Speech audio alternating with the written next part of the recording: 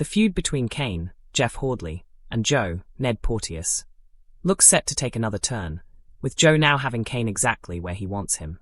After stealing Joe's newly acquired DeLorean with granddaughter Sarah, Katie Hill, Cain was left frustrated when Graham, Andrew Scarborough, tracked down the keys and returned the car to Joe, though he kept Cain's name out of it. Spotting Joe later cruising through the village in a brand new top-of-the-range 4x4, Cain couldn't resist striking again. What he didn't realize, however, was that he was walking straight into a trap Joe had carefully set. When Cain tried to play dumb about the vehicle's subsequent disappearance, Joe revealed the car had both a tracker and covert cameras installed. Producing his phone, he showed Cain footage of the theft, which clearly captured Cain behind the wheel. With the evidence stacked against him, Joe made it clear there was only one way Cain could avoid prison. He and Moira, Natalie J. Robb, would have to sign over their remaining share of Butler's farm, handing full ownership to the Tates. Next week, Cain looks out over the land at Butler's, knowing the farm is on the brink of being lost. At the prison, when Moira thanks Cain for holding everything together in her absence, his guilt becomes almost unbearable. Speaking with Sarah, Cain admits that Joe has him completely cornered, with the threat of prison hanging over him if the farm doesn't change hands. Sarah insists the situation has gone too far and urges him to tell Moira the truth before everything falls apart. Meanwhile, Sarah is struggling with keeping Cain's secret to herself. Her marriage to Jacob is already under strain after he caught her attempting to steal Dr. Todd's, Caroline Harker, car outside the village hall, unaware that she was acting out of desperation to help Cain keep the farm afloat. With Sarah unable to reveal the real reason behind her actions without exposing Cain's diagnosis, Jacob was frustrated at being left on the outer. Seeing the tension between Sarah and Jacob, Belle, Eden Taylor Draper, gently asks what's going on. Sarah finds it impossible to open up, knowing the truth isn't hers to share. After a painful trip to the Woolpack toilets, Cain is left shaken when he notices blood in his urine. Liam, Johnny McPherson, seeing how distressed he is, makes it clear that Cain needs to stop carrying the burden alone and start letting people in. Realizing he can no longer keep the truth from the person who matters most, Cain heads to the prison to see Moira. Moira is devastated as Cain finally admits that the cancer he'd told her was nothing serious is far worse than he let on. Worse still, she learns that he's been living with the brutal diagnosis for a month without telling her. As Moira struggles to process the news, she urges Cain to stop trying to shoulder everything alone and insists he must tell the rest of the family, particularly Kyle, Huey Quinn, and Isaac, Bobby Dunsmuir.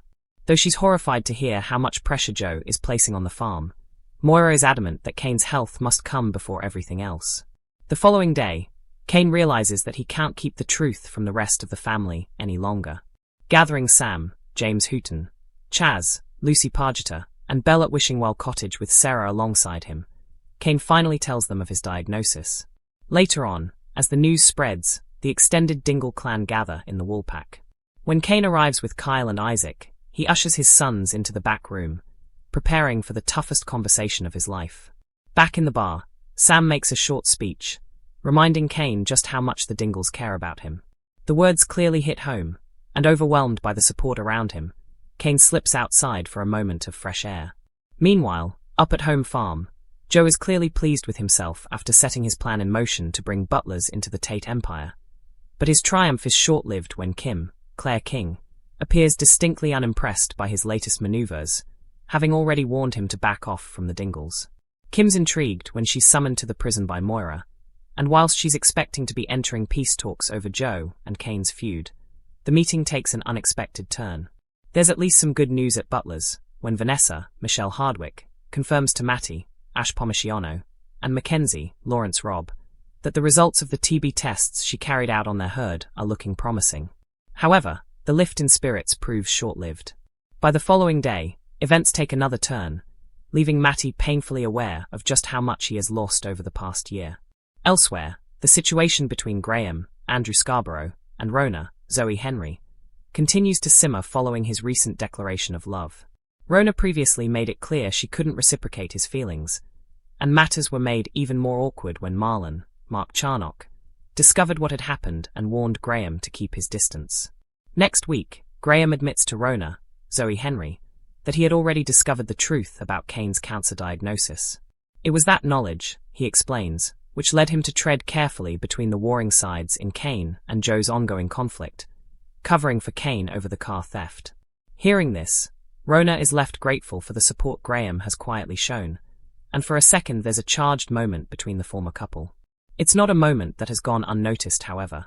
Lydia, Karen Blick, is nearby at the time and witnesses their conversation, and is left with the distinct impression that there's something more going on. The following day, Lydia casually passes the observation on to Kim. Although Kim insists that the suggestion of anything going on between Graham and Rona doesn't bother her, the comment clearly strikes a nerve. Still feeling that there's a chance for them, Graham gives Rona an ultimatum. If she wants to talk about the possibility of a future together, she should meet him later that day at 12:30. If she doesn't show, Graham makes it clear he will take the hint and keep his distance for good. Later, Graham waits nervously on the footbridge, hoping Rona will take the chance to hear what he has to say. Will Rona be tempted? At Mulberry, whilst Laurel, Charlotte Bellamy, is continuing to recover following her recent fall, her relationship with son Arthur, Alfie Clark, is at an all-time low. Earlier this week, a frustrated Laurel finally admitted that she remembered exactly what had happened, that Arthur had pushed her during their argument, causing her to fall and hit her head. As a devastated Arthur tried to make amends, Laurel asked him to go and stay with Jai, Chris Bisson, for a few days, making it clear she needed some space. As the fallout continues, Laurel confides in Nicola Wheeler, opening up about the difficult situation she now finds herself in. Arthur, meanwhile, is left struggling with the consequences of his actions. When Jai offers him a job at the depot, it could provide a welcome distraction. But Arthur turns the offer down, clearly not in the right headspace to think about work. Later, when Gabby, Rosie Bentham, tries to talk to Arthur about how Laurel is doing, the conversation takes a significant turn. With the weight of everything becoming too much, Arthur finally admits outright that he pushed his mum during their argument. Shocked by the confession, Gabby realizes just how much Arthur is struggling, and suggests a new strategy for how he should deal with the situation moving forward.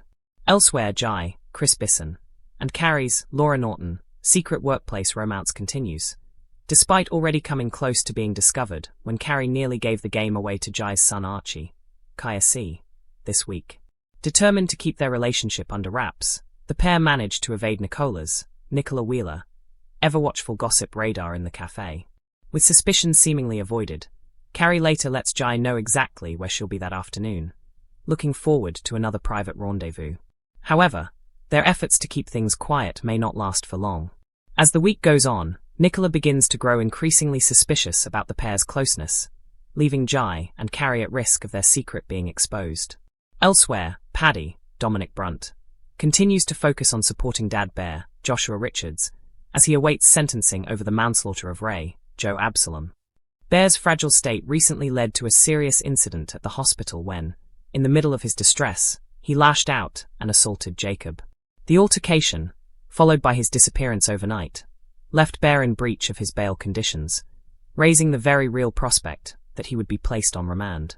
Determined to prevent his dad from being sent straight to prison, Paddy was forced to think quickly.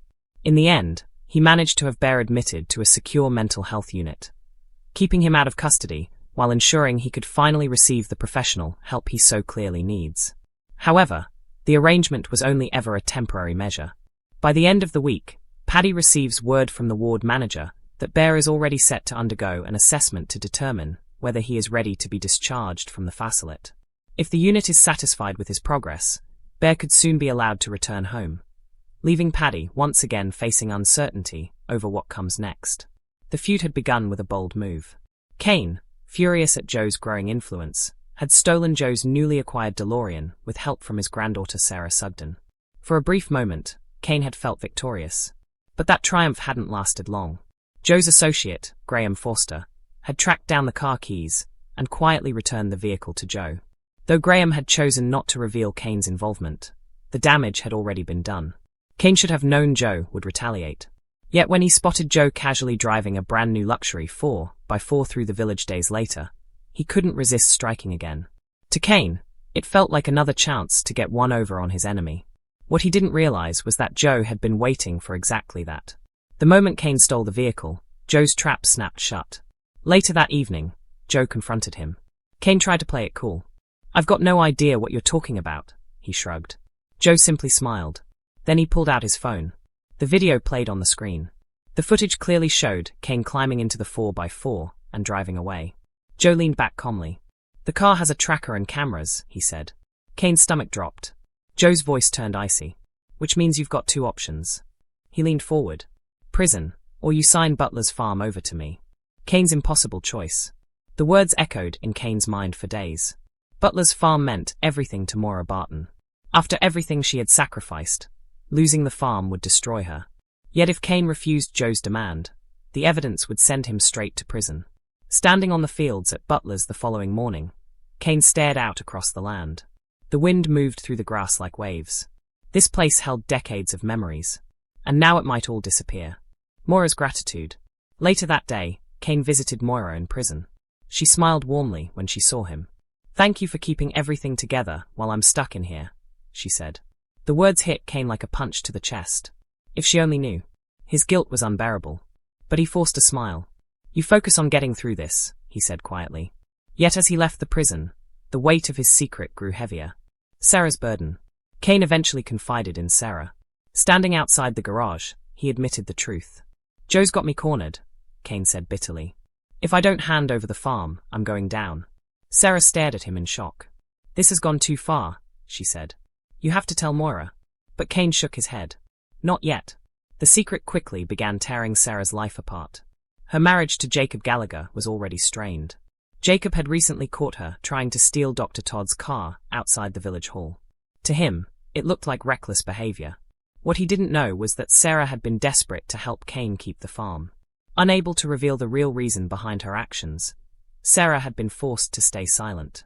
And Jacob was growing increasingly frustrated. You're shutting me out, he told her angrily. But Sarah had no answer. Belle's concern. Watching the tension between them, Belle Dingle eventually approached Sarah.